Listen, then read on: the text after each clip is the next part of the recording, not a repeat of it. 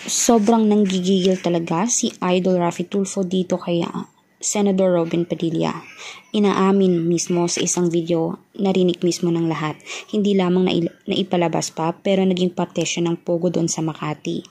Sa mismong lungsod ng Maynila, ang dami palang mga pogo korporasyon doon na nananatiling nakatayo pa rin. Nakita naman natin sa mga balita na regarding mismo sa Pangulong Bongbong Marcos na talagang ipapasara na ang mga iyon. Pero hindi naman nagkakatotoo, di ba? Kaya sobrang nanggigigil si Idol Raffy Tulfo dito.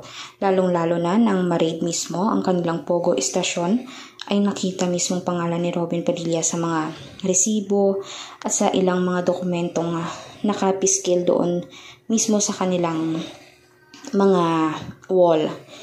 At mismo pinaghahandaan na ng mga pulis ang pagre-raid pa ng ilang mga pogo ng mga estasyon dahil hindi nga ito karapat-dapat na maghasik pa dito sa Pilipinas.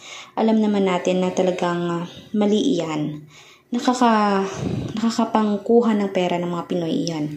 Hindi nga maganda ang mga gambling online dahil alam naman natin na walang nananalo dyan. Kundi pogo lang naman ang mga owner ang nananalo dyan. Kahit kailan na hindi naging mayaman ang mga Pilipino sa paglalaro lang ng gambling. Kaya ngayon, kahit ano pang sabihin ni Robin Padilla, walang maniniwala sa kanya. Ang kasamahan niya, tulad na lamang ng ilang senador, ay dapat lamang na mabulok din sa bilangguan. Kaya guys, for more videos updates sa mga opinion nyo, i-comment nyo sa baba inyong mga opinion. At huwag kalimutan mag-subscribe, i-like at i-share ang ating videos on public. Salamat po mga kanagasen.